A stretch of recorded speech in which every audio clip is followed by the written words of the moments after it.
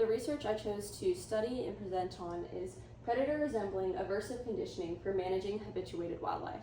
So let's get into what does this lengthy title mean and break down the study. This study took place in Alberta, Canada, where right outside of Banff National Park, where we looked into habituated elk that had been living in or around towns.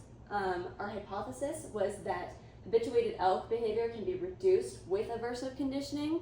So 3 main things to understanding the setup of this study is what is habituation. This just means that their response to being in a town has waned. They're no longer afraid of the people particularly, or the buildings, or anything like that. They have become habituated to the area.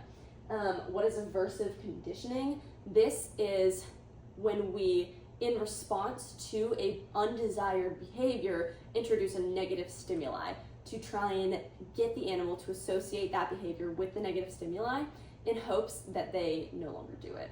And then lastly, key word for this study, what is predator resembling conditioning?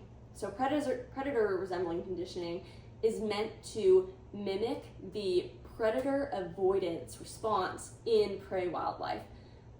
So this is not just your typical aversive conditioning where we make a loud sound. This is meant to mimic the chase scene between, in this case, wolves and elk, which really just drives home that prey response in these cases.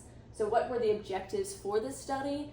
It was to provide non-invasive management strategy and to find a cost-effective management strategy for habituated species. And when it comes to this non-invasive, in the public eye, managing habituated wildlife through either disposing of the animal or relocating the animal is seen negatively, or cannot always have the best response. So we want to find one that's non-invasive that will be more acceptable in the public eye. So how did we do this? What are our methods? We captured and radio collared 24 female elk and monitored them throughout this, and each aversive conditioning session lasted 15 minutes, and it was meant to mimic the chase scene between wolves and elk. So we had 3 different treatment groups, which were humans. So these humans for 15 minutes were chasing the habituated elk with a starter pistol that contained pyrotechnic rounds as well as cracker shots. So basically loud noises, bright lights, chasing after you. The dog control group, which was a dog handler and 2 border collies, slowly herding the elk out of the town area. This is once again meant to resemble predator by that stalking behavior towards the elk. And then lastly, the control group, which received a fake treatment where humans simply stood 50 meters from the elk for 15 minutes. So what variables were we testing in this?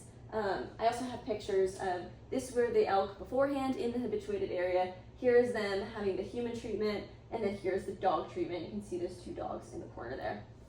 Variables that we were testing though are the flight response distance. So when exposed to this aversive conditioning, how far are they running away? Vigilance, for how long are they staying in a weary stance? How long are they being watchful after this conditioning? And then lastly, distance to town. So when we introduce them to this conditioning, how far are they going away, and are they coming back into the area?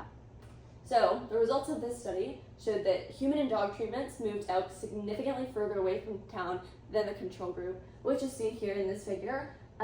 This is the beforehand and this is the after the aversive conditioning, which is a significant amount in both human and dog, and then control, it only moves a little bit.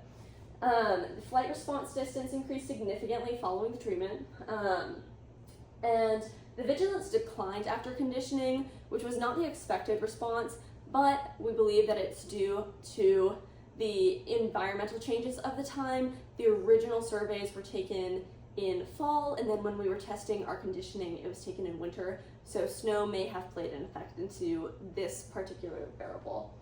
And then lastly, the distance from town boundary increased significantly over time, being most effective in the human treatment.